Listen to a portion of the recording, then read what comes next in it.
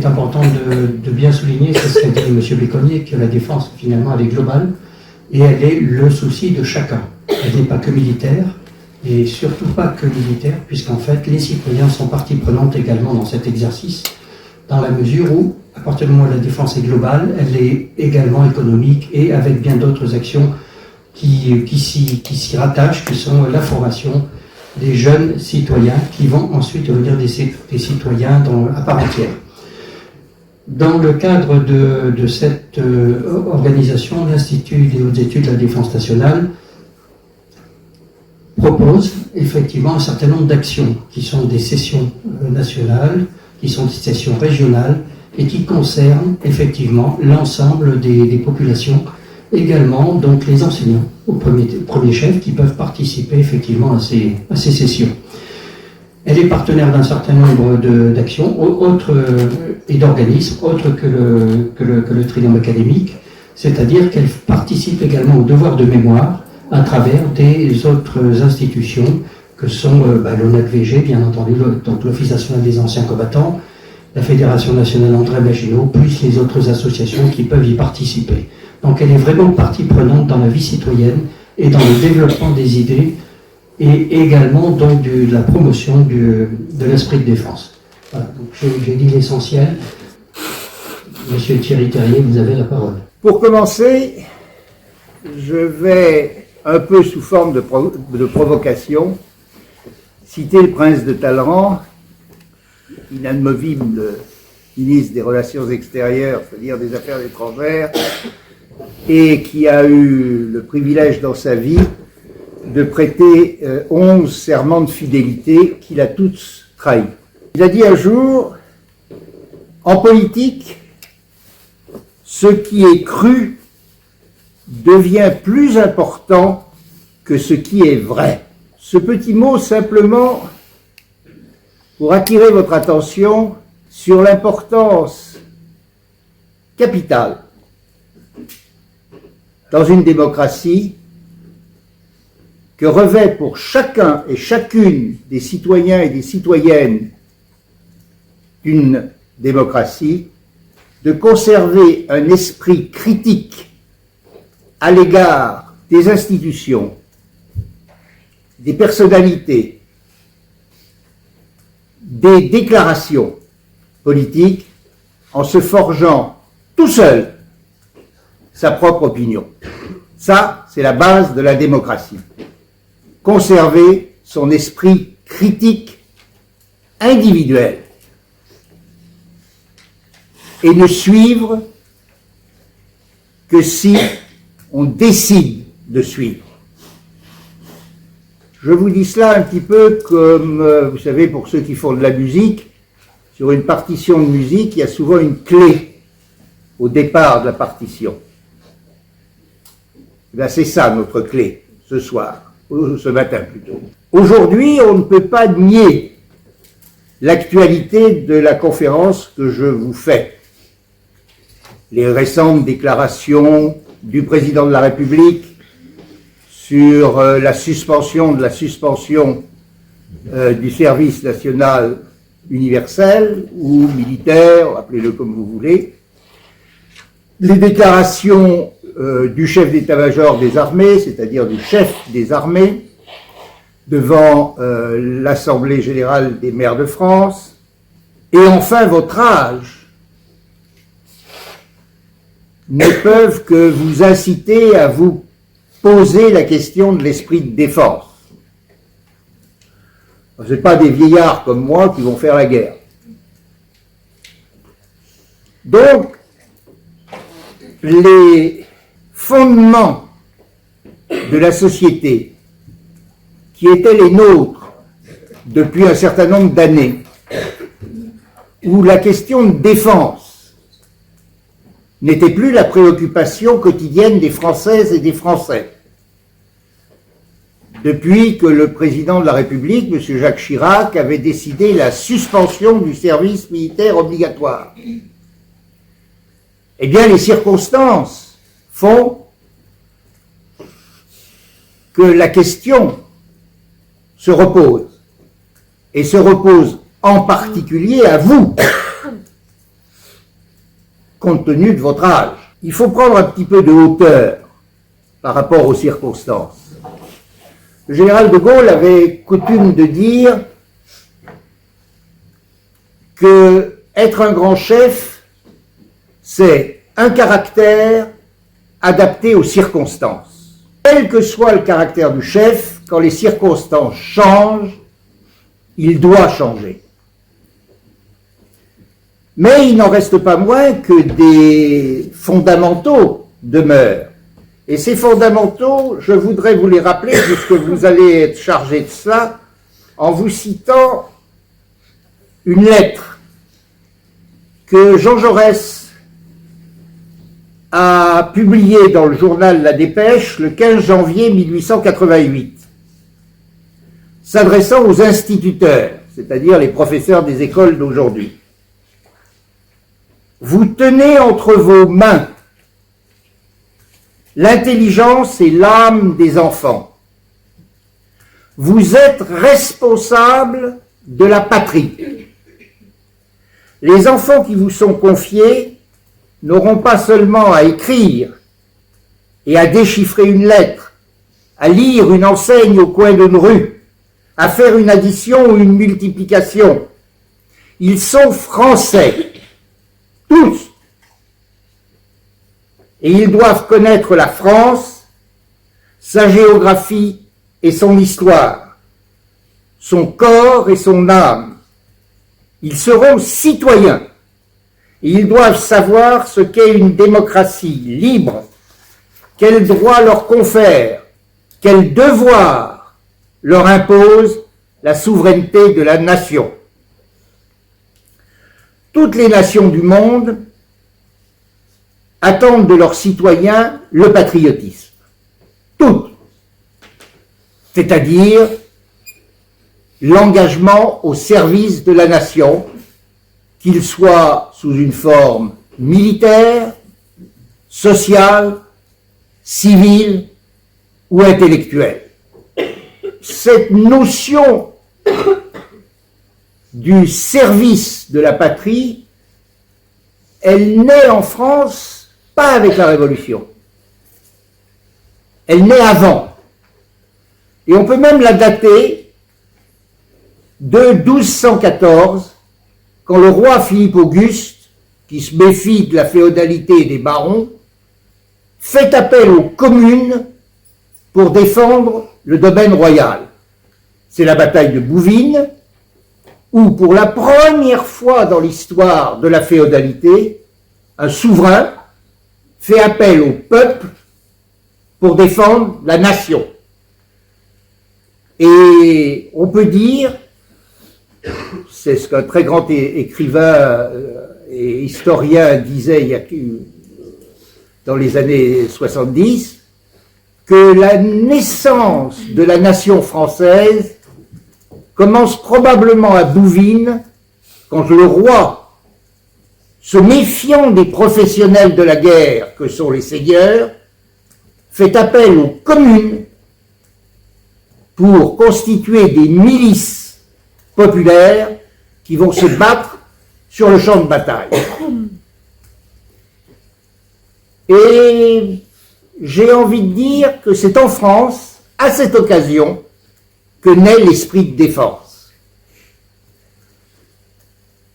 C'est évidemment sous la Révolution qu'il prend tout son sens. Quelle est la situation ?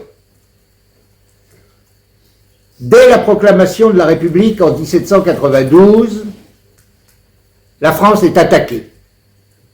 Elle est attaquée par tous les régimes qui l'entourent, qui sont tous des monarchies, parce qu'évidemment, l'idée d'un citoyen qui remplace un sujet soumis est une idée qu'ils ne peuvent pas supporter. La France invente, avec la Révolution, la notion de citoyen. Je vais vous poser une question. Est-ce que parmi vous, il y en aurait quelques-uns qui connaissent les paroles du chant du départ ? Oui, plus un. Il n'y a plus personne qui connaît ce chant. Le chant du départ, c'est un chant révolutionnaire dont le refrain dit « La République nous appelle, un Français doit vivre pour elle, un Français doit périr ». Et avant la Marseillaise, ce chant a été le chant national de la Révolution. Napoléon, d'ailleurs, en avait fait l'hymne de l'Empire, Napoléon Ier. Pour la première fois, ce sont les révolutionnaires français de 1792, 93 et 98, vous allez voir pourquoi 98 est important, qui ont inventé la notion selon laquelle tout citoyen a pour devoir personnel et individuel de participer à la défense de la République. Alors il le fait en votant, bien entendu, c'est fondamental, mais il peut aussi le faire quand la République est dite en danger.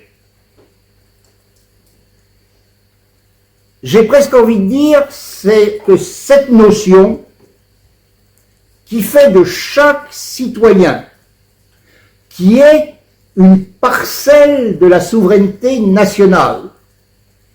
En France, il y a toujours un souverain. Et ce souverain, c'est vous et c'est moi. C'est tous les citoyens, individuellement et collectivement, ont un certain nombre de droits, mais aussi de devoirs, et parmi ces devoirs, l'un des plus fondamentaux, c'est celui de défendre la République. Cette vision nouvelle de la responsabilisation du citoyen, responsabilisation individuelle, qu'il ait un uniforme sur le dos ou non, est quelque chose qui a bouleversé la sociologie mondiale. Avant, on défendait le roi, on servait le roi, on mourait pour le roi. C'était vrai partout en Europe, ou sur les autres continents aussi d'ailleurs. La Révolution française invente le concept de responsabilité individuelle du citoyen dans la défense du régime. Et j'insiste sur ce point. Pas la défense de la France, la défense du régime, la défense de la République. C'est très très important. Très intéressant de voir qu'il n'y a que 3 autres pays au monde qui ont eu la même idée que nous. L'Union soviétique, la Chine de Mao Tse-tung et Cuba, qui font que les citoyens de ces 3 pays, de ces 3 ensembles, l'Union soviétique, ce n'est pas un pays, c'est des tas de pays, ont mis au centre de la citoyenneté la défense du régime qui se trouve sur le territoire de ce pays.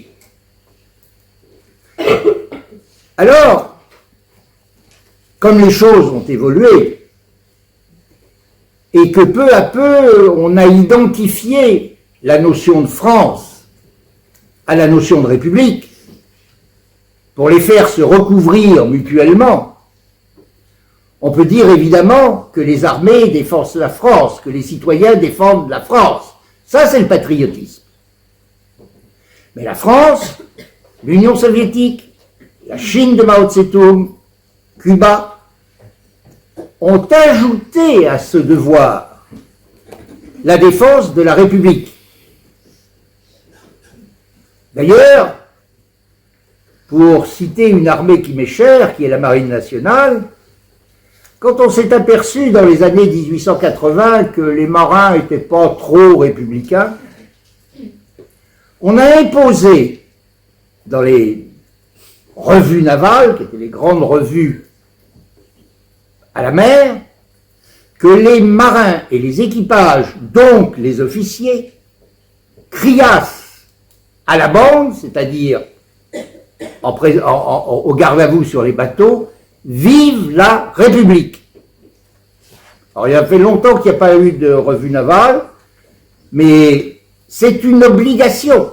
Donc je veux que vous preniez bien la notion, la force, et d'une certaine façon le poids de cette obligation qui est la vôtre, qui est la mienne, qui est celle de tous les Français et de toutes les Françaises, de la défense de la République. Pourquoi ? Bien, parce que la République, c'est vous, c'est nous. Alors vous me direz, il y en a qui se disent, je ne suis pas républicain. Ça existe. Et parce qu'on est en République, précisément, et en démocratie, ils ont le droit de le dire. Mais dès qu'ils sont insérés dans le tissu socio-politique de l'État, à tout niveau, et vous allez faire partie de ce tissu socio-politique, vous avez une obligation qui est celle d'être républicain ou républicaine. Un petit mot aussi. Tout le monde parle des valeurs de la République. Alors je vais vous étonner, la République n'a pas de valeurs, au pluriel. Elle n'a que des principes. Et c'est pas la même chose. Une valeur, c'est une notion philosophique, ou morale, ou religieuse. Or, la République n'est ni une philosophie, ni une religion, ni une morale. La République est un régime politique qui est fondé sur des principes, dont on va parler maintenant, principes librement consentis par les citoyens et perpétuellement développés, affinés, voire même changés par la volonté souveraine du peuple, par l'intermédiaire de ses représentants élus. Alors ces principes de la République, quels sont-ils ? Alors ils ont évolué avec le temps. Au début, lors de la Première République, en 1792, il n'y en a que deux. La liberté et l'égalité. Puis en 1848, on en ajoute un autre, la fraternité. En 1905, même si à cette époque-là on ne l'inclut pas dans la Constitution, mais on l'a fait depuis, on y inclut la laïcité.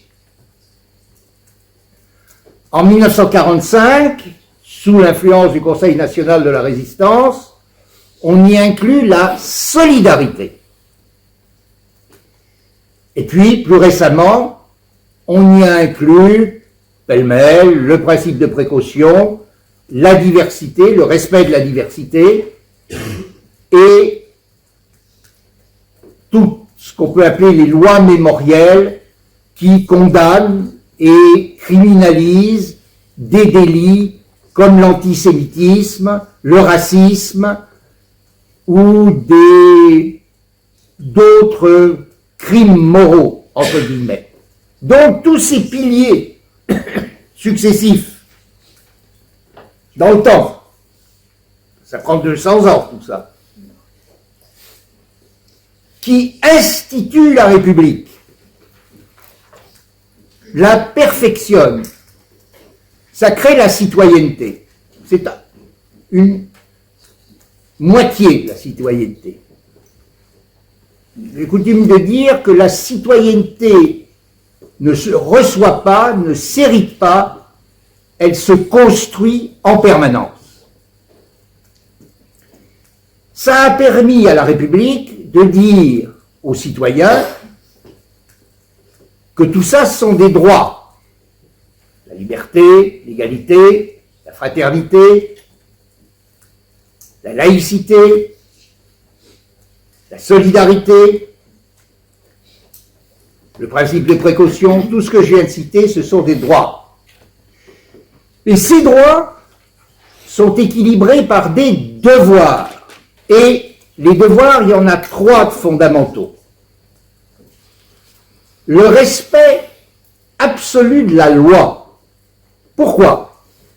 Parce que la loi, c'est le fruit de la liberté et de l'égalité. La liberté, c'est la liberté de désigner ses représentants qui sont en quelque sorte les porte-paroles de chacun des citoyens, dont ils sont les mandataires. Ces mandataires votent la loi, fort de la liberté du citoyen de les désigner et de l'égalité des citoyens entre eux de choisir. C'est pour ça que la voix des représentants des citoyens au sein des assemblées parlementaires sont l'expression de la volonté populaire et ça passe par le vote. C'est l'expression de la citoyenneté, l'expression politique de la citoyenneté. C'est ce qui permet à la République de dire, quand une loi est votée par le Parlement, elle est la voix des citoyens, doit donc être respectée, parce qu'elle est l'émanation de la volonté populaire, c'est-à-dire de votre volonté, de notre volonté. Et à ce titre, la République a le droit de punir ceux qui ne respectent pas la loi. C'est tout le problème de la force légitime de la loi. Pourquoi la République aurait-elle le droit de taper sur des citoyens? Tout simplement parce que la loi est l'émanation démocratique de la volonté populaire. Il ne faut pas croire que la République est un régime mou. Petit chiffre en passant, la terreur 1793-1794, en un petit peu plus de 18 mois, c'est plus de 40 000 victimes. Donc la guillotine n'a pas chômé. Si on y ajoute la répression de la rébellion anti-républicaine de l'ouest de la France, on dépasse allègrement les 100 000 victimes. Puis la République, c'est régulièrement la répression des anti-républicains. La République se donne le droit de réprimer parce qu'elle est la traduction politique de la volonté populaire. C'est pour ça que, personnellement, je suis l'avocat du vote obligatoire. Parce que j'estime qu'un citoyen qui ne va pas voter, quelque part, se coupe le droit d'exprimer ce qu'il pense. Le vote dans une démocratie est fondamental. Donc quand on ne vote pas, j'ai presque envie de dire, on se coupe par définition le droit de s'exprimer. Et c'est bien dommage, parce que la démocratie, ça repose sur le droit de s'exprimer dans les cadres de la loi. Donc premier pilier de la République, la loi. Et le respect de la loi, avec le droit pour la République de réprimer ceux qui ne respectent pas la loi. La loi, ça change. C'est normal. Ça change en fonction de la volonté populaire. Mais le respect de la loi est fondamental. Deuxième pilier de la République, l'impôt. Regardez la Déclaration des droits de l'homme et du citoyen, vous vous apercevez qu'il y a deux principes économiques, en gros, fondamentaux, le respect de la propriété individuelle et le devoir de l'impôt. Pourquoi? Parce que l'impôt, lui aussi, est la conséquence de la liberté et de l'égalité. Si la République doit se charger des citoyens, il faut qu'elle en ait les moyens. Et ces moyens, c'est l'impôt. C'est pour ça que la moitié du travail parlementaire, en temps normal, c'est le vote du budget. Et on voit bien, pour revenir à notre sujet, qui est l'esprit de défense, que s'il n'y a pas de budget, s'il n'y a pas de financement, il n'y a pas de défense. Et on pourrait dire que la situation historique qui a prévalu entre 1990 et 2022, en gros, où on se flattait qu'il n'y ait aucun péril militaire grave qui pesa sur la France à cette époque, avait fait du budget de la défense une sorte de valeur d'ajustement. Et que quand on avait besoin d'un peu d'argent pour joindre les deux bouts, on coupait dans le budget de la défense. On s'est aperçu que c'était peut-être moins avisé qu'on le pensait. Donc, là aussi, deuxième pilier, l'impôt, qui doit être, selon les bases posées dès la Révolution française au XVIIIe siècle, la progressivité, l'égalité et la généralisation de l'impôt. Je vous laisse tirer les conséquences que vous voudrez. Troisième pilier, la défense. Pour des raisons historiques, dès 1792, la République s'est trouvée en situation de défense. C'est à ce moment-là qu'un homme comme Danton dira « c'est de l'audace qu'il nous faudra, encore de l'audace, toujours de l'audace, et la France sera sauvée ». Quand même ne pas oublier qu'en 1792-93, jusque sous l'Empire, toute l'Europe, y compris la Suisse, est coalisée contre la France. Que les armées étrangères sont sur le territoire français. Que la République a affaire à une invasion étrangère, avec des armées importantes, et une déstabilisation armée intérieure. Se pose donc la question aux républicains de la défense de la République. J'insiste encore une fois sur ce thème, de la République, pas de la France. C'est plus tard que les deux notions se recouvreront et qu'on les assimilera l'une à l'autre. Et on invente un concept. Tout Français, toute Française, doit, dans la mesure de ses moyens, défendre la République. C'est la naissance de l'esprit de défense.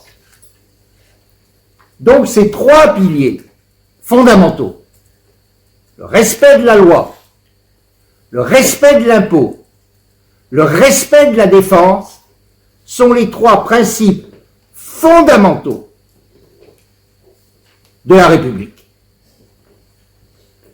Si on n'y adhère pas, et ils ne sont pas négociables, si on dit oui, il y en a un qui me plaît, mais les deux autres ne me plaisent pas, on n'est pas républicain. Voilà, c'est aussi simple que ça. Alors, on a le droit de ne pas être républicain, mais dans ce cas-là, il faut le dire et il faut en assumer les conséquences. Parce qu'encore une fois, la République n'est pas une mollesse. La République est un régime qui, dès le départ, s'est voulu un régime fort et exigeant pour les citoyens. Parce que les citoyens sont l'origine de la légitimité du régime. S'ils ne sont pas d'accord avec ce que font leurs politiciens, ils les changent. Et ça, c'est le fondement de la République et de la démocratie. À ça, parce que la République est une création permanente, S'ajoute en 1848, à l'occasion d'une révolution que j'appellerais une révolution romantique, un autre principe, la fraternité. Convaincu que le régime républicain, c'est-à-dire la souveraineté absolue du peuple exprimée dans les élections, est le meilleur régime possible pour les humains, les révolutionnaires de 1848, imbibés de romantisme, inventent la fraternité. Et si on y regarde d'un peu près au niveau philosophique, on s'aperçoit que la fraternité est la conséquence presque obligatoire de l'égalité et de la liberté. Parce qu'il est assez facile de dire que quand on est libre, on n'est pas égal, et que quand on est égal, on n'est pas forcément libre.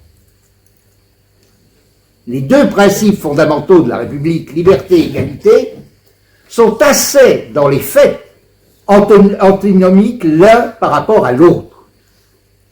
Et les révolutionnaires de 1848 ont imaginé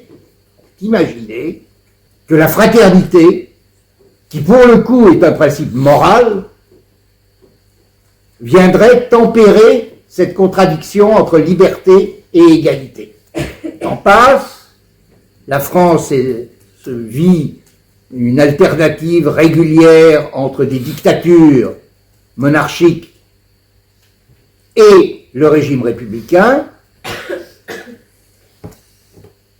Et en 1905, intervient la laïcité. Alors il faut bien voir qu'en 1905,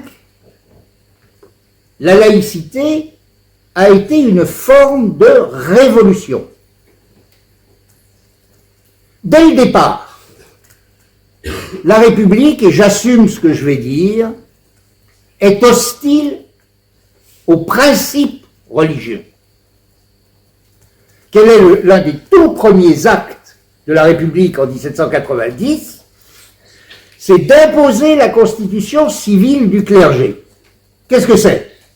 En 1790, il y a une religion en France qui est le catholicisme romain. Il y a quelques protestants qui ont pu résister à la répression antiprotestante depuis Louis XIV. Il y a très peu de juifs et il n'y a évidemment pas de musulmans. Le principe religieux qui domine en France, c'est la religion catholique, apostolique et romaine. La meilleure preuve, c'est que si on a 36 000 communes en France, c'est parce qu'il y avait 36 000 paroisses catholiques. Et qu'on s'est dit, l'entité de base la plus simple pour avoir des citoyens, c'est de transformer les paroisses en communes. La constitution civile du clergé, c'est quoi en 1790? C'est d'obliger les religieux à prêter serment de fidélité à la République. Et les religieux qui n'ont pas voulu prêter serment ont été soit emprisonnés, soit guillotinés. Je vous l'ai dit à plusieurs reprises, la République, c'est pas de la mollesse. Quand on s'oppose à la République, en tout cas dans le passé, on était guillotiné. Donc, dès le départ, c'est cette vision que l'homme libre, le citoyen, l'homme libre, c'est le citoyen dans la mesure où il exerce son rôle politique, par le vote, peut avoir des convictions religieuses, mais que ces convictions religieuses ne peuvent pas lui permettre de s'opposer à la République.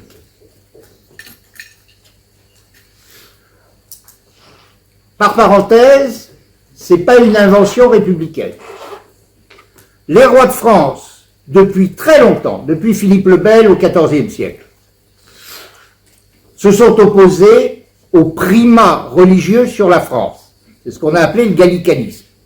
Et il est résolu en 1516 par le concordat dit de Bologne entre François Ier et le pape, qui, fait unique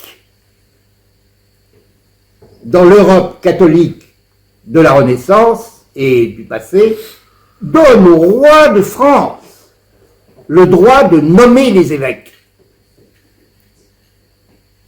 Depuis 1516 en France, et il y a eu une autre crise sous Louis XIV, le roi de France nomme les évêques, après information du pape. Donc dès le XVIe siècle, la France estime que le pouvoir politique, le roi, a le pas, la préséance sur le pouvoir religieux. Et naturellement, les révolutionnaires du XVIIIe siècle, qui ne sont pas sans religion, mais qui sont, disons, déistes, c'est-à-dire qu'ils croient à un principe créateur et universel, qu'ils n'identifient pas nécessairement comme Dieu, imposent à la seule religion qui existe en France à l'époque, qui est le catholicisme, d'être soumis à la République. Les aléas de l'histoire vont faire qu'assez vite, l'Église catholique va, de façon plus ou moins déclarée, de façon plus ou moins militante, s'opposer à la République. C'est particulièrement vrai sous la Restauration, entre 1814 et 1830. Et Napoléon Napoléon Ier, s'apercevant que la majorité des Français est catholique, et voulant tenir le pays, se dit que c'est pas possible, et il fait un concordat avec le pape. Concordat qui finalement donne plus de droits à l'Église catholique qu'il n'en avait sous la monarchie. Qu'elle n'en avait sous la monarchie. Les choses évoluent, et les tensions du XIXe siècle font que, en 1905, on peut dire que la République et l'Église catholique sont en gros à couteau tiré. On négocie donc une loi, qui est la loi sur la laïcité de 1905, qui, il faut le dire, il ne faut pas avoir peur de le dire, est une arme de combat contre l'influence politique de l'Église catholique, apostolique et romaine.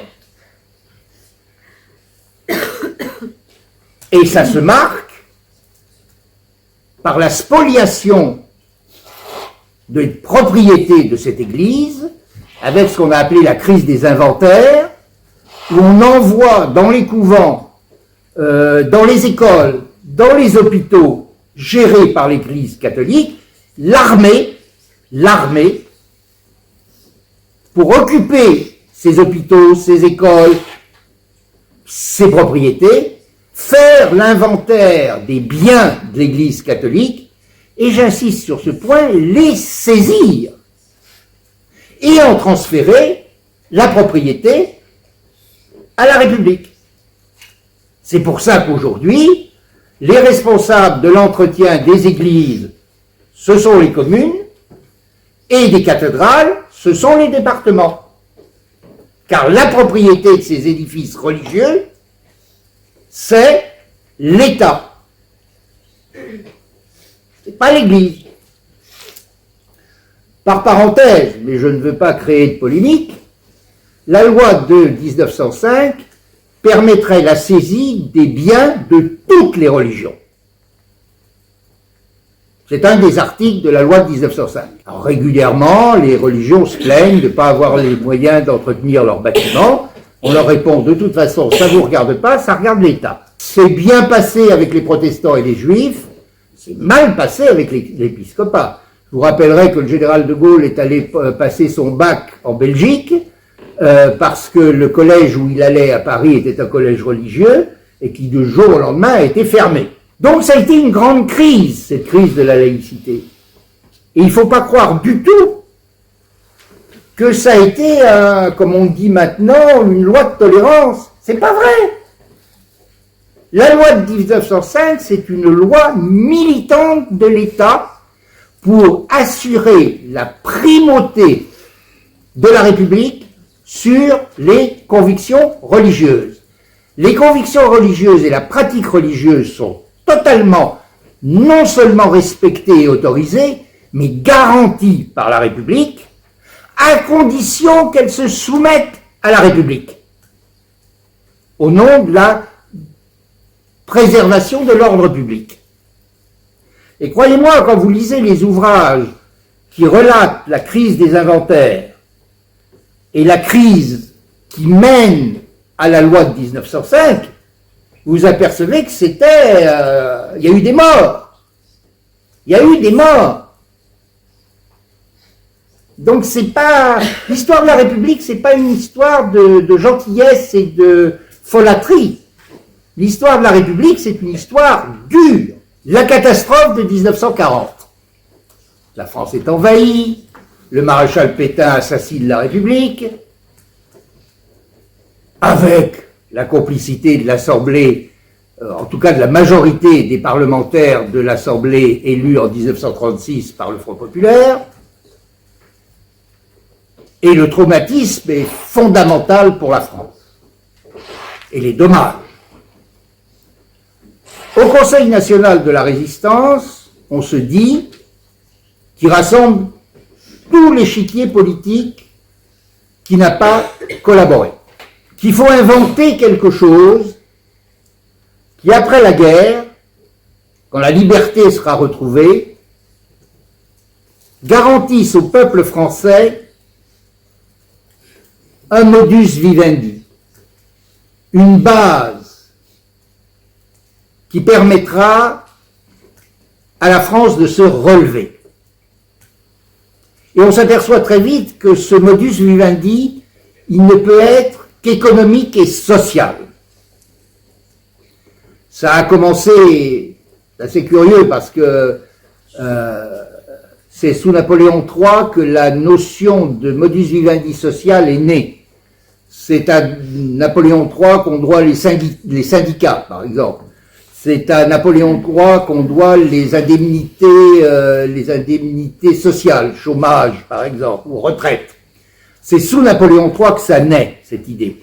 Et puis tout le courant du XIXe siècle se développe, et le Conseil national de la résistance accouche de son fameux programme qui jette les bases de la solidarité. Les choses évoluent. On crée après d'autres choses, comme par exemple le principe de précaution ou le respect de la diversité. Et tout ça, ça forme quelque chose qui à la fois garantit nos droits individuels, mais aussi crée nos devoirs. Et le raisonnement républicain veut que tout ce corpus de droits et de devoirs individuels doivent être défendus. C'est pour ça que quand on parle d'esprit de défense, c'est pas quelque chose d'anecdotique. C'est quelque chose d'extrêmement cohérent à l'intérieur de notre système politique, la République, et d'extrêmement individuel. Chacun d'entre nous dans cette pièce, tous, sommes détenteurs de la souveraineté nationale. En un mot, c'est qui le patron? C'est nous. Et c'est parce que c'est nous les patrons que nous avons l'obligation de défendre le régime. C'est pour ça que quand il y a des frottements et que quand ça ne va pas, ça dégénère souvent en conflits relativement musclés. Parce que ce sont des questions fondamentales. Alors il y a des professionnels de la défense, militaires, un certain nombre là. Être militaire, c'est servir dans l'humilité. Vous savez par exemple que jusqu'en 1945, les militaires n'avaient pas le droit de vote. Je dirais les femmes non plus. Pourquoi? Pas pour les femmes, mais pour les militaires, parce qu'on estimait que leur seul droit, c'était de servir et de se taire. C'est à cette époque-là, dans les années 1900, qu'est née la fameuse expression « la grande muette ». Et aujourd'hui encore, tous les secteurs professionnels ont des syndicats, pas les armées. Au nom de ce principe absolu, les armées servent et se taisent. Pourquoi? Parce qu'on a quand même eu au moins 2 régimes d'inspiration militaire qui ont dégénéré en dictature, qui sont les 2 empires, et qu'on a eu régulièrement des tentations nées dans les armées, le général Boulanger et d'autres. Et puis, cette situation, c'était, comment dire, j'avais envie de dire anesthésié, mais c'est pas le bon mot, à moitié débranché, c'est-à-dire que le courant passait toujours, mais il passait moins avec la chute de l'Union soviétique. Quand j'ai fait ma formation personnelle, dans les années à la fin des années 74-75, c'est simple. Vous regardiez une carte de l'Europe, il y avait des flèches rouges qui partaient au nord et qui descendaient, et il y avait des flèches bleues qui montaient. Les flèches rouges, c'était eux, les flèches bleues, c'était nous. La situation était claire. Et on s'organisait en fonction d'un conflit dont on espérait qu'il ne fût pas nucléaire, qui, d'un point de vue tactique, se résumait en gros à des batailles de chars dans la plaine allemande. En gros.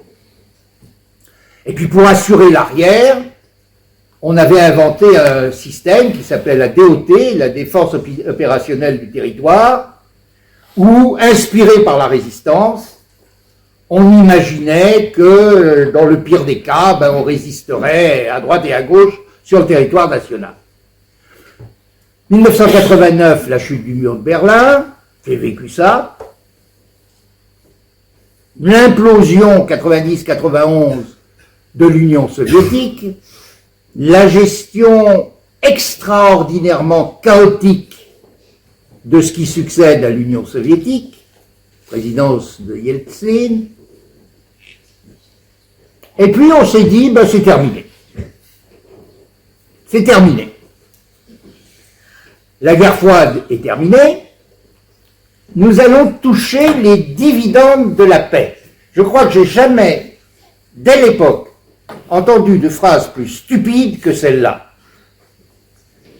Selon la formule de Clausewitz, la guerre est la continuation de la diplomatie par d'autres moyens.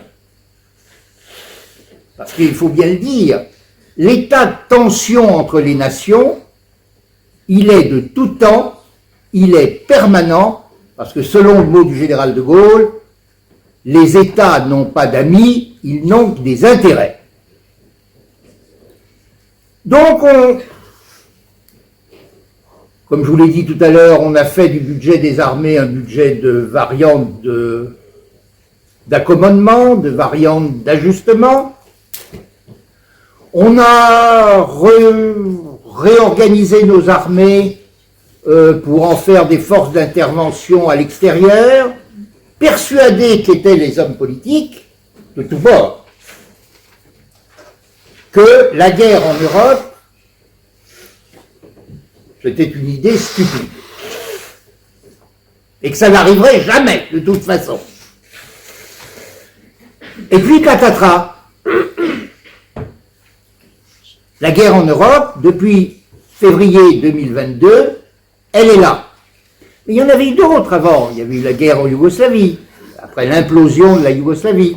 Il y avait eu des tensions à droite ou à gauche. Et là, maintenant, si vous voulez, c'est un petit peu, je pense que beaucoup d'entre vous, sinon tous, vous avez descendu une côte en vélo, et puis tout d'un coup, si vous freinez pas, vous allez dans le décor parce que votre vélo va trop vite. C'est exactement ce qui est en train de se passer. C'est pas faute que quelques esprits, depuis 1990, aient régulièrement appelé l'attention des dirigeants politiques, pas seulement français, sur la possibilité d'un conflit. Alors vous aviez des tas d'États en Europe qui, pour des raisons financières, ne pouvaient pas se payer une armée, parce que les forces armées, ça coûte cher en hommes, en matériel, ça coûte cher en formation, c'est une machine qui coûte cher. Se sont dit, on s'en fout, il y a l'OTAN, et il y a les Américains.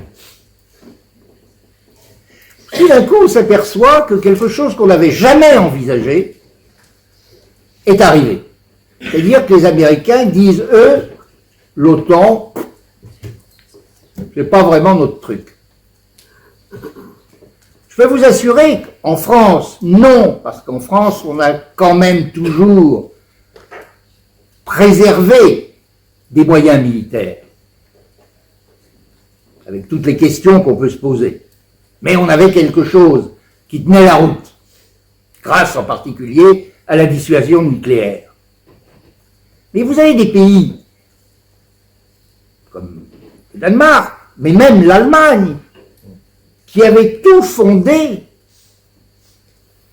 en matière de sécurité sur l'OTAN et le parapluie américain. Et ils s'aperçoivent, considérablement depuis le retour au pouvoir du président Trump, mais il l'avait déjà dit dans son premier mandat, que ce parapluie militaire américain, il est peut-être moins solide qu'il n'y paraît. Et l'OTAN, grande machine, je me rappelle des réunions nombreuses que j'ai eues à l'OTAN à Bruxelles, dans ce superbe bâtiment, c'est peut-être pas aussi solide que ça. Il ne faut pas se le cacher, c'est pas forcément la machine la plus solide du monde. Donc, tout d'un coup, se pose le problème de la défense. Je ne m'interrogerai pas pour savoir si la Russie est un danger ou pas. Ça fait 1000 ans que la Russie est la Russie et on ne peut pas faire le procès à la Russie d'être elle-même. Elle a une vision de l'Europe qui n'est pas celle de l'Europe occidentale depuis 1000 ans. Donc, elle ne va pas changer demain matin. Ce qui nous importe, c'est nous. Donc, face à une situation qui est potentiellement, j'insiste énormément sur ce potentiellement, dangereuse, il y a deux attitudes possibles. Ne rien faire et attendre de voir venir, c'est peut-être un peu dangereux, ou faire quelque chose. Et c'est là que l'esprit de défense repointe son nez. C'est une banalité de dire qu'en gros, depuis une dizaine d'années, et singulièrement depuis l'émergence de l'intelligence artificielle, les conditions de la guerre ont complètement changé. Le conflit, à ce titre, le conflit ukrainien prouve bien que la guerre est en train de changer.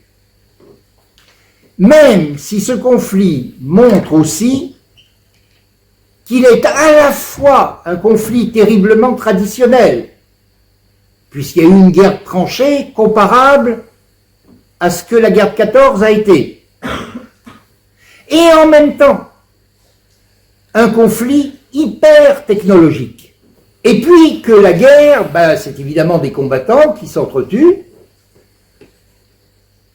mais c'est aussi des tas d'autres actions militaires, des actions de déstabilisation électronique, de prise de contrôle électronique de moyens de décision, de contre-information, voire de désinformation,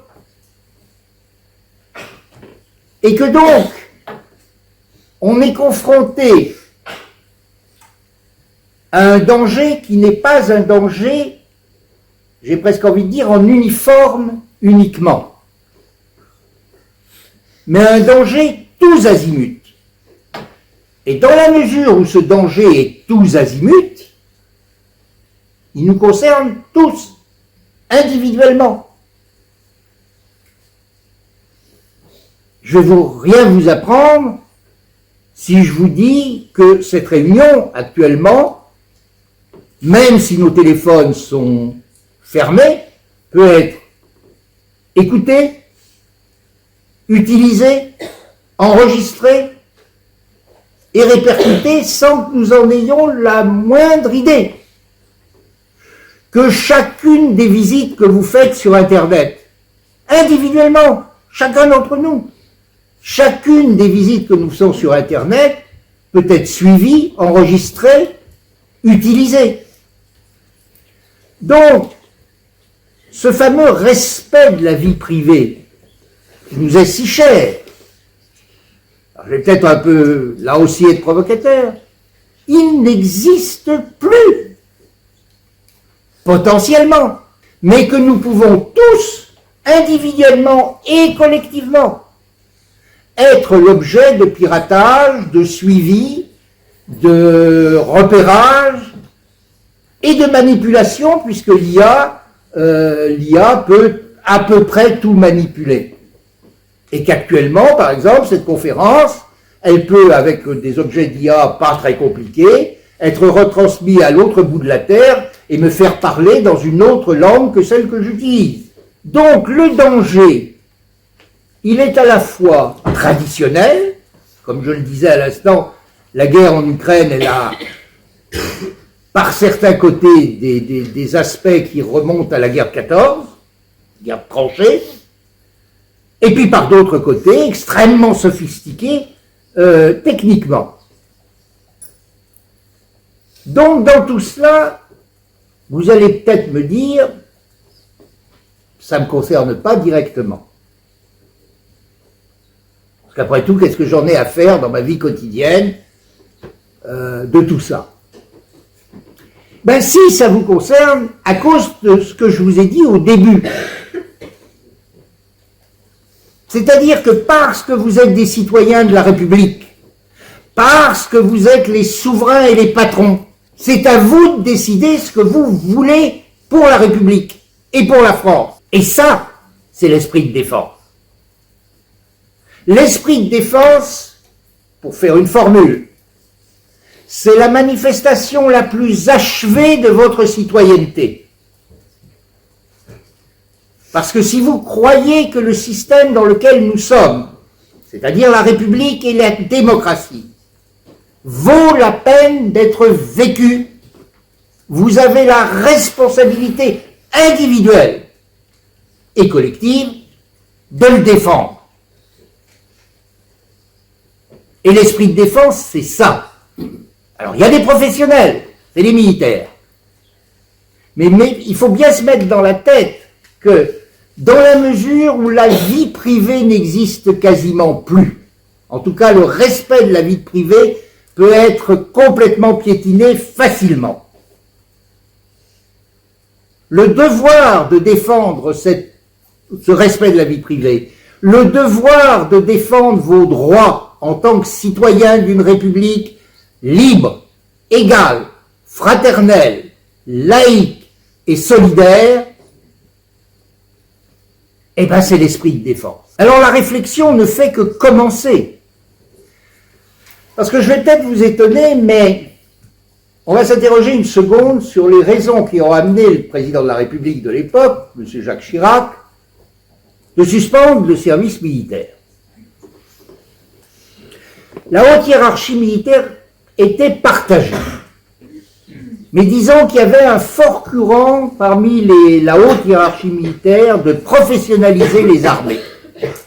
se disant, tous ces gens qui nous arrivent tous les ans, ils arrivent en traînant les pieds, ils sont pas très heureux de faire ce qu'ils font, ça nous est pas spécialement utile, parce que les gros bataillons, on n'en a plus besoin. Il vaudrait mieux avoir un outil mieux forgé. Le ministère des Finances, comme d'habitude, était contre, parce que ça coûtait très très cher. Conscription, ça coûtait très très très cher. Les jeunes Français qui tous les ans arrivaient à l'âge du service militaire, le moins qu'on puisse dire, c'est qu'ils n'étaient pas fanatiques de le faire, et qui trouvaient qu'ils allaient perdre un an. Et enfin, on le dit jamais, mais moi j'ai pas peur de le dire, le président Chirac avait été profondément marqué par les émeutes de 1995, et il se disait que c'était peut-être pas la peine de donner une instruction militaire à des gens qui avaient essayé de déstabiliser la République. Donc tout le monde s'est mis d'accord pour suspendre ce service militaire. Et la logique financière d'un État qui n'a jamais les 29 sous pour faire un franc a dit « Ah, il y a un pactole, les casernes, les bases aériennes, les entrepôts de la marine. Et ben voilà, on va récupérer du fric. » Et on a tout vendu. On a tout vendu. Alors aujourd'hui, évidemment, ça pose un problème. Parce que, même si on monte à 10 000 par an, on verra. Tous ces gens, il va falloir les loger. Il va falloir les habiller. Il va falloir les nourrir. Il va falloir les instruire. Quelle que soit la formation qu'on leur donne. Donc tout ça, ça va coûter de l'argent, du temps et des hommes. Mais comme on s'aperçoit que la potentialité d'une guerre en Europe est revenue, et ben, qu'une guerre, ça se fait quand même avec des êtres humains, c'est des questions qu'il va falloir se poser. Personnellement, mais encore une fois, ça n'engage que moi et tout le monde ne peut me taper dessus. J'aurais préféré la création d'une garde nationale structurée. C'est un peu ce qu'on fait sans le dire. Mais quel est l'enjeu? 3 niveaux d'horreur. La guerre nucléaire, c'est rapide et c'est définitif. Est-ce qu'elle est vraiment envisageable? Oui, toujours. Est-ce qu'elle est de l'utilité d'un ennemi potentiel? Pas nécessairement. Grâce à l'indépendance nucléaire de la France. C'est parce que nous sommes les maîtres de notre feu nucléaire que nous pouvons faire peur à un éventuel ennemi nucléaire. Parce qu'évidemment, nous ne pourrons pas résister, il sera toujours plus fort que nous, en termes de tête nucléaire, mais nous lui infligerions des dégâts tels que le jeu n'en vaudrait peut-être pas la chandelle, si j'ose dire. C'est le peut-être qui est inquiétant. Un conflit classique. Là, se posent 2 questions. La capacité matérielle d'y répondre, c'est-à-dire les équipements, avec toute la gamme de la guerre moderne et contemporaine, comme nous le montre le conflit en Ukraine, qui est à la fois très traditionnel, avec des chars, des canons, des fantassins, et très nouvelle, avec des drones, avec des objets, des moyens techniques très nouveaux. Ça pose un problème à une économie comme l'économie française. qui est la capacité de production de tout ça. Troisième risque, et à mon avis le plus grand, ce qu'on appelle la guerre hybride. C'est-à-dire pas nécessairement d'un affrontement militaire à coups de canon, mais la déstabilisation électronique, la déstabilisation de ce qu'on appelle la guerre cyber. Tout ça sont des questions qui se posent à nous de façon urgente, brutale, et dont il faut bien dire que même si on y pense depuis pas mal de temps, n'ont jamais vraiment été adressées en termes démocratiques, c'est-à-dire en termes de moyens financiers, de moyens humains et de stratégie. Alors on y réfléchit depuis longtemps à l'IHEDN, dans les hautes sphères des armées, mais comme le besoin ne s'en est fait sentir que de façon extrêmement récente, il faut rattraper le temps perdu. C'est pour ça que je crois en l'esprit de défense, parce que nous sommes une démocratie. Parce que je crois que c'est aux citoyens de faire parler leur intelligence et de ne plus réserver, parce que nous sommes la République française, à des spécialistes, à des techniciens. Évidemment que ce seront les armées qui auront toujours la maîtrise technique des réponses. Il n'empêche que c'est aux citoyens, au fond de leur cœur, de s'investir dans cet esprit de défense. Or, les citoyens, c'est vous. C'est à vous de vous poser cette question. C'est à vous de faire comprendre à vos élèves que ce sont de futurs citoyens. Et on en revient à la lettre de Jean Jaurès. On a tous les gens qui sont exprimés sur la question m'ont piqué une de mes citations favorites, qui est celle de Gambetta à la tribune de l'Assemblée nationale, en 1871, qui dit « Il faut que soit bien entendu que chaque fois qu'est né un citoyen en France, il est né un soldat. La conception républicaine du soldat, c'est le soldat citoyen ou le citoyen soldat. C'est-à-dire vous, moi, tout le monde. Notre devoir, c'est la défense de la République. À chaque fois où la France s'est écartée de ce dogme républicain, ça a été la catastrophe. En 1870, malgré les exploits héroïques de l'armée, les armées françaises ont été submergées par les armées prussiennes. Pourquoi ? Parce que les Prussiens avaient déjà des matériels largement supérieurs au matériel français et qu'on a envoyé des charges de cavalerie sur des mitrailleuses. Ça n'a pas fait long feu, si j'ose dire. Et puis, il y a eu un réflexe citoyen. Et ce réflexe citoyen, même si politiquement il était inadmissible pour la majorité des Français, ça a été la Commune de Paris. Jamais oublier que la Commune de Paris naît parce qu'on retire les canons qui défendaient Paris, pour faire de Paris une ville ouverte, de façon à ce que l'armée prussienne puisse y entrer. Et quel exemple prennent les communards? La levée en masse de 1792, 1940. Il y aurait beaucoup à dire sur la résistance de l'armée française en 1940, qui n'a pas été négligeable, loin de là.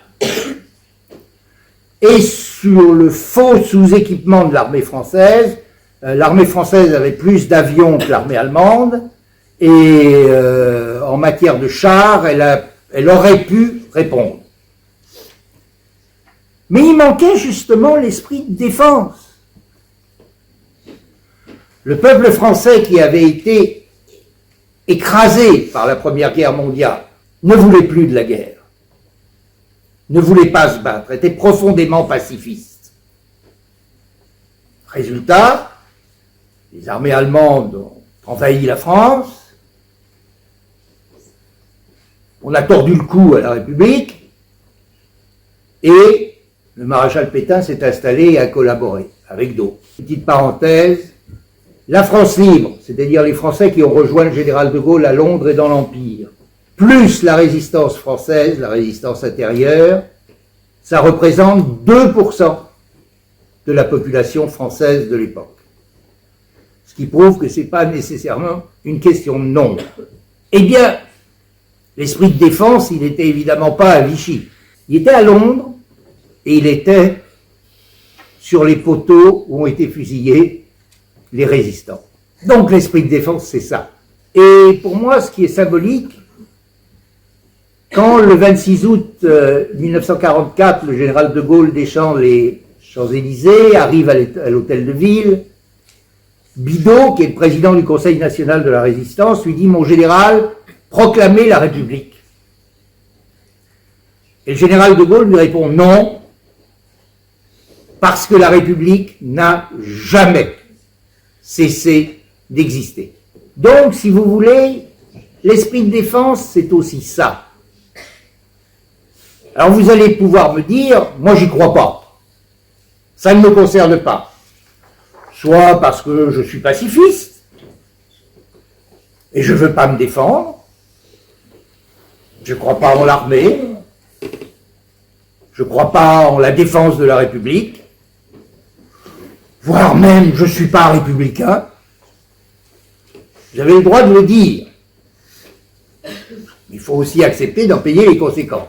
Alors, si vous vous sentez républicain, si vous adhérez à l'idéal républicain et à ses principes, vous ne pouvez pas évacuer l'esprit de défense.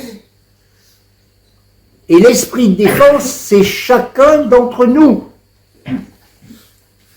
Vous allez être confronté à des élèves d'origines extrêmement diverses, de cultures, de religions, de pratiques extrêmement diverses les uns des autres. Certains arriveront avec un bagage républicain. D'autres ne l'auront pas. À certains de vos élèves, peut-être à beaucoup, l'idée de la République leur sera complètement étrangère. C'est très possible. Mais c'est votre devoir, en tant que serviteur de la République, dans l'une des tâches qui est probablement la plus importante, qui est celle de la formation des futurs citoyens, comme vous-même êtes des citoyens et des citoyennes, de leur faire s'intégrer à cette République, de se sentir détenteur d'une parcelle de pouvoir de la République. C'est en ça que votre tâche est extrêmement importante. C'est en ça que j'appelle de mes vœux le développement de ce genre de réflexion. De ne pas isoler les armées du peuple. De ne pas spécifier les tâches de chacun en disant « je suis enseignant, j'ai rien à voir avec les forces de défense » ou « je suis militaire et j'ai rien à voir avec l'enseignement ». Non, c'est tout le contraire. Parce qu'aussi bien les militaires que les enseignants ont la même tâche, qui est la défense de la République. Maintenant, je vous laisse la parole.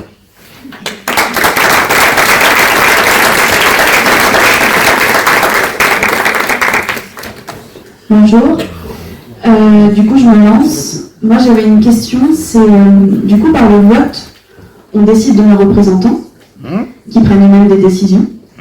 Mais que faire quand nos représentants prennent des décisions qui vont à l'encontre des principes de la République?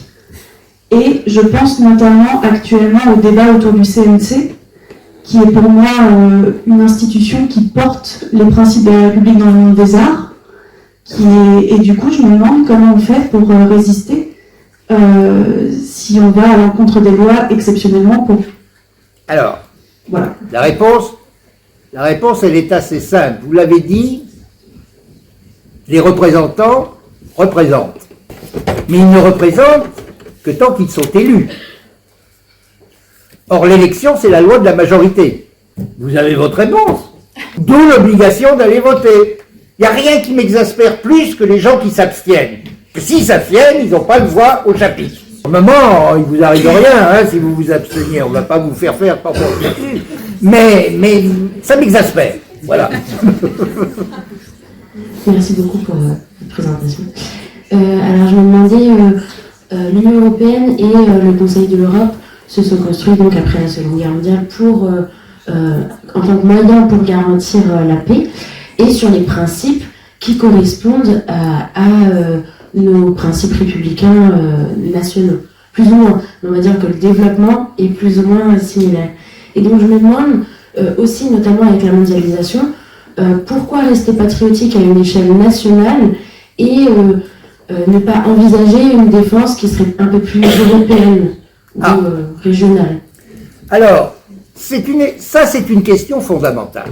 Est-ce qu'il vaut mieux une défense nationale ou une défense, entre guillemets, communautaire en fonction de la géographie? C'est une question à laquelle les gouvernants européens, pas que français, hein, la position de la France là-dessus, elle est assez claire, je vais vous la décrire dans une seconde, parce qu'elle a évolué dans le temps, n'ont jamais voulu aborder. Alors, pour des raisons historiques, l'Allemagne, jusqu'en 1956, ça n'existe pas en matière de défense. C'est les Américains et les puissances qui occupent l'Allemagne, dont la France. Les petits pays, il n'y a rien de dérogatif dans ce que je dis. Hein. Ils sont petits parce qu'ils ont une petite taille et qu'ils ont de petits moyens. Ils n'ont pas les moyens, tout simplement. Puis il y a les Américains. Donc on se dit, le danger, c'est l'URSS. On ne va pas pouvoir s'y opposer, parce qu'ils ont des tas de bombes atomiques. On s'appuie sur les Américains. Ils ne sont pas indépendants. Donc ça pose la question de l'indépendance nationale. Alors vous avez un grand type en France qui dit « Moi je ne veux pas dépendre des Américains ». C'est le général de Gaulle. Et il crée la défense nucléaire française. Bon, moi j'étais tout petit quand ça s'est passé, mais... Enfin, tout petit, pas tant que ça. Ça a été une révolution. D'abord, il commence par foutre à la porte les soldats américains qui sont sur le territoire français. Imaginez ce que ça représente. Que du jour au lendemain, on dise à des milliers, parce qu'ils étaient des milliers en France, vous foutez le camp. Et de toute façon, les bases que vous avez construites, parce que c'est les Américains qui les avaient construites, je vous les pique. Imaginez l'espèce de révolution que ça a représenté dans l'esprit des Américains, pour commencer, qui se sont dit, ce type est dangereux.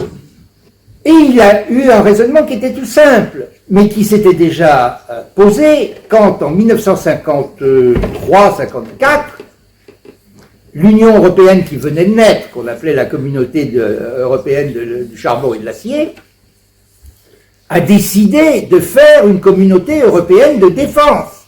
Et il y a deux partis en France qui s'y sont opposés, les communistes, parce que Moscou leur avait dit de s'y opposer, et les gaullistes. Et c'est la coalition entre les gaullistes et les communistes qui a fait échouer le premier projet de défense européenne. Après, on s'est dit, il ne faut pas toucher à ça. Toujours à cause du parapluie américain. Et puis maintenant, en gros, imaginez-vous, qu'est-ce que c'est que l'OTAN? C'était un siège très confortable sur lequel nous étions assis. Or là, c'est le menuisier qui est en train de couper une des jambes. Parce qu'en gros, les Américains disent, l'OTAN, ouais, mais enfin, on verra.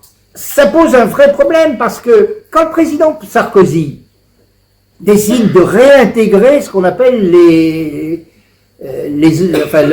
organes de défense intégrés, c'est-à-dire, en gros, le cerveau de l'OTAN.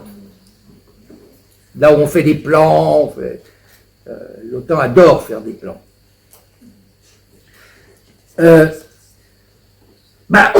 en quelque sorte, pas utiliser de grands mots méchants, il trahit le général de Gaulle. Pourquoi? Oh, il a les meilleures raisons du monde. Toujours les raisons financières. Parce que cette défense indépendante de la France, ça coûte extrêmement cher. Et si on veut l'assumer, il faut mettre des moyens. Et ces moyens, l'argent public, ça n'existe pas. L'argent public, c'est votre argent. Il faut aller le piquer dans la poche des gens qui ont de l'argent, qui sont les Français. Donc, si vous voulez, la question de la défense européenne se pose. Pourquoi? Parce que très vite, il va falloir acheter des matériels. Et on les achète à qui?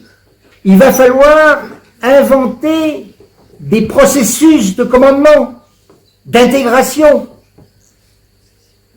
Pas si facile que ça d'intégrer les hommes avec des cultures, des habitudes, des traditions différentes.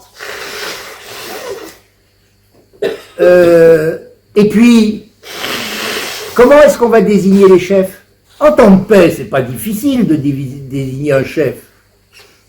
En temps de guerre, ça pose quand même un petit peu plus de problèmes. Donc, si vous voulez, la défense européenne, pourquoi pas? Pour des raisons économiques, financières, humaines, 1000 raisons. Mais comment? Et puis, il faut travailler avec ce qui existe. Soyons très, très, très sérieux. En dehors de la France, un petit peu de l'Angleterre, mais moins, il n'y a pas d'armée nationale européenne qui tienne la route. Il n'y a pas d'effectifs, il y a des matériels, mais il n'y en a pas beaucoup. Alors, la coordination, c'est l'OTAN. L'Allemagne est en train de ramer 3 fois plus vite que nous, en injectant beaucoup d'argent. Et tout ça, ça prend du temps.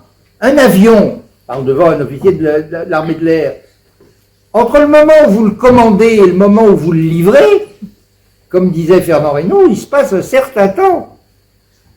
Et pendant qu'il n'est pas là, il n'est pas là. Or, la sensation du danger, elle est là. Je ne suis pas provocateur en disant ça, c'est exactement ce que le général Mandon a dit. La sensation du danger, elle est là. Il a même, à mon avis, de façon un peu hâtive, fixé une échéance, qui est 2030. Mais 2030, c'est demain matin. Donc, si vous voulez, encore une fois, tout repose sur l'esprit de défense, sur l'inconscience que vous avez, et ça rejoint la question de madame, qu'est-ce que vous allez faire, vous? Si vous me permettez, je pense qu'au travers de votre question, il y a une autre question, c'est pour qui meurt-on? Un certain nombre de nos philosophes ont écrit, et c'est une question qu'il faut vous poser, et à laquelle il faudra que vous puissiez répondre pour vous. Et comment va-t-on au bout de son engagement? Est-on prêt à sacrifier sa vie pour son engagement, pour le défendre de ses principes, les principes de la République, les valeurs de la France? Chose qu'il faudra répondre, vous forger votre réponse au travers de votre opinion pour pouvoir répondre à vos enfants. Vos enfants dont vous aurez la responsabilité dans le cadre de votre travail, de votre mission, de votre vocation. Au travers de vos enfants à vous, quand vous aurez des enfants, et au travers des parents. Parce que c'est bien souvent les parents qui vous posent des questions. Donc voilà, c'est pour qui meurt-on? Et pour revenir sur votre question, faut-il aujourd'hui envisager mourir pour l'Europe? De l'Europe de ce qu'elle était au départ à l'essence et de ce qu'elle est devenue. À condition, mon colonel, de savoir ce que c'est que l'Europe. Quel est le projet commun de l'Europe? Voilà, est-on européen, pas européen, avec une réserve, c'est qu'aujourd'hui, difficile de faire un projet à 28, sachant que tous les pays ne sont pas républicains au sens de la France, comme l'a très bien expliqué notre conférencier, qui, j'espère, a nourri votre curiosité et votre réflexion. Et puis, en se gardant bien de commettre l'erreur que le général de Gaulle a préservée, nous a préservée. Ne reportons pas nos turpitudes au travers d'une défense européenne comme nous l'avons fait au travers de l'OTAN. Nous en voyons aujourd'hui, nous en payons aujourd'hui les conséquences. Nous avons préservé notre modèle social parce que nous avions la défense de l'OTAN. L'Allemagne a préservé sa puissance économique parce qu'elle n'a pas engagé les milliards que nous avons engagés dans sa défense. Mais c'est une vision court-termiste. Soyons souverains de notre avenir, de votre avenir. Voilà, c'était ces petites réflexions que je me permettais d'apporter. Elles sont très justes, mon colonel, parce que il y a quelque chose que les peuples ne veulent, enfin, une notion à laquelle les peuples ne veulent jamais répondre.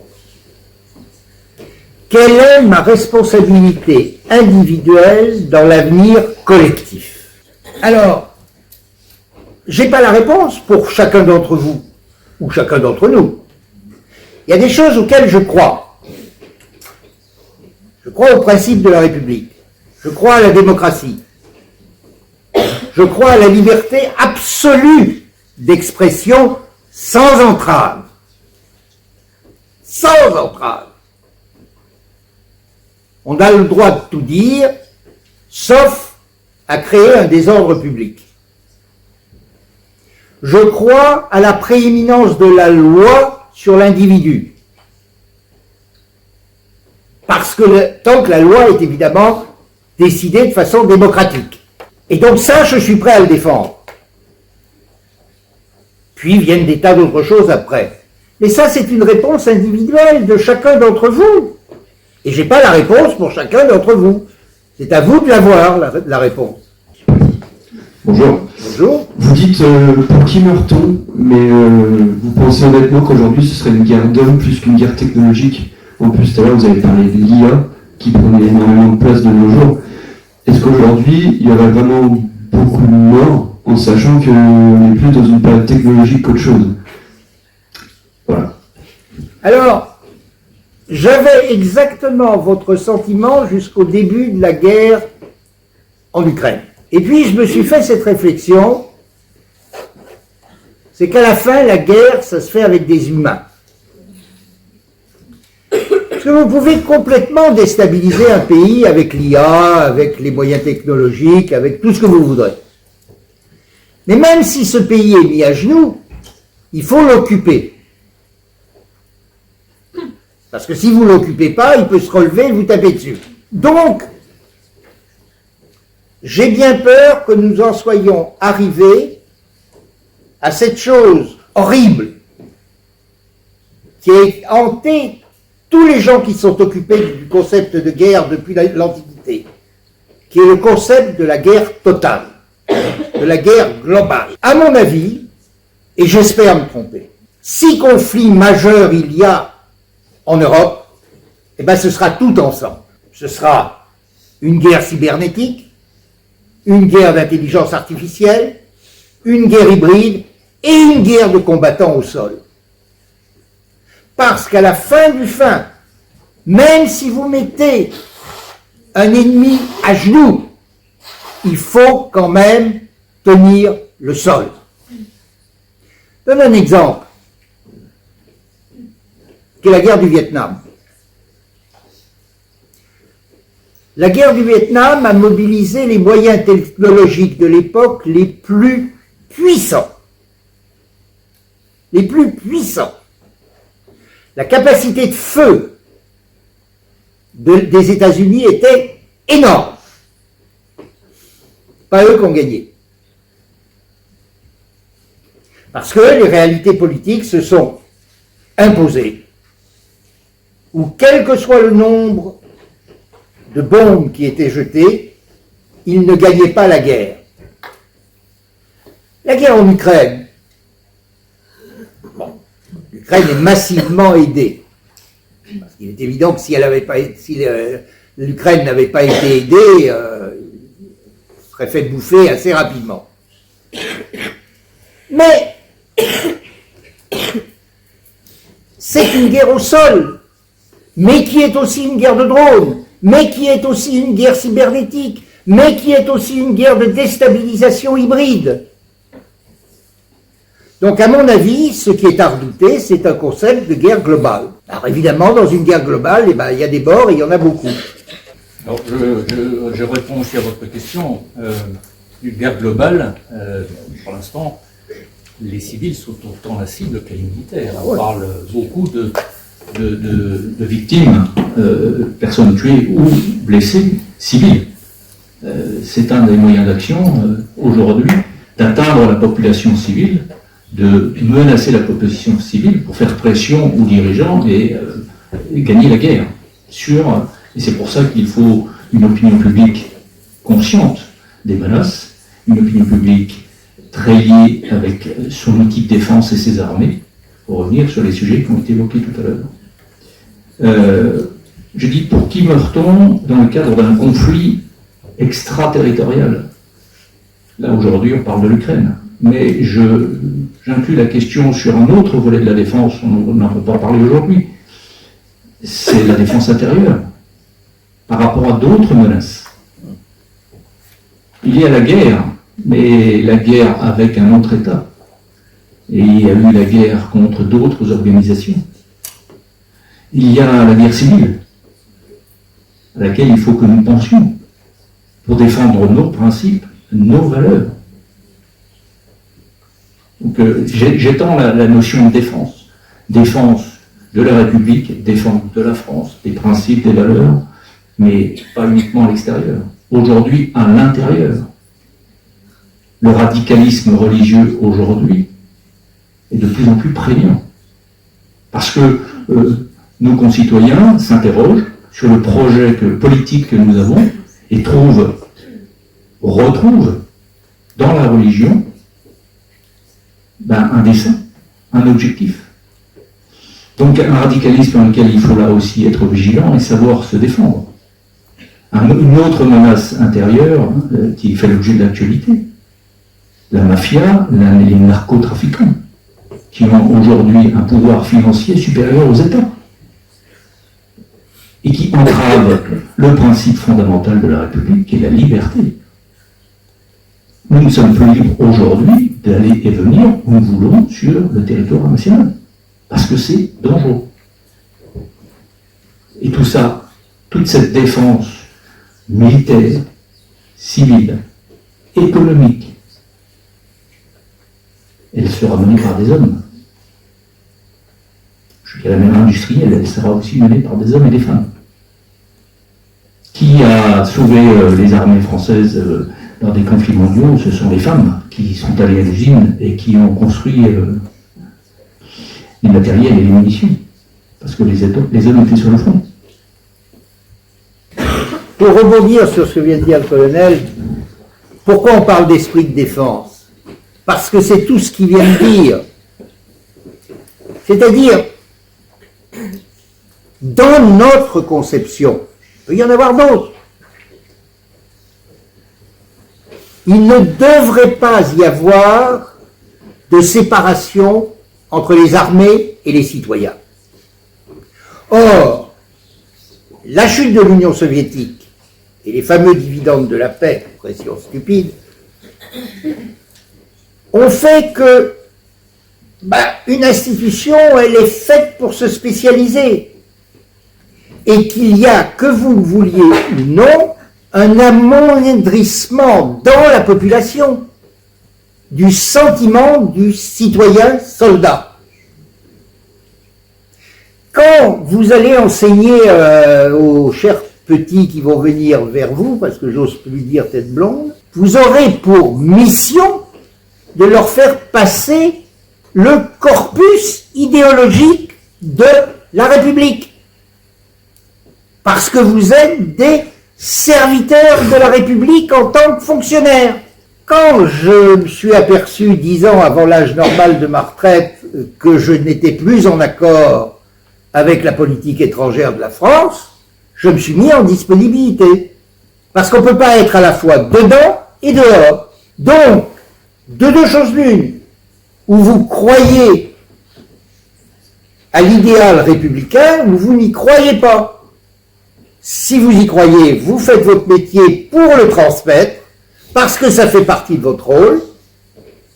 Si vous n'y croyez pas, vous n'avez rien à faire dans l'administration.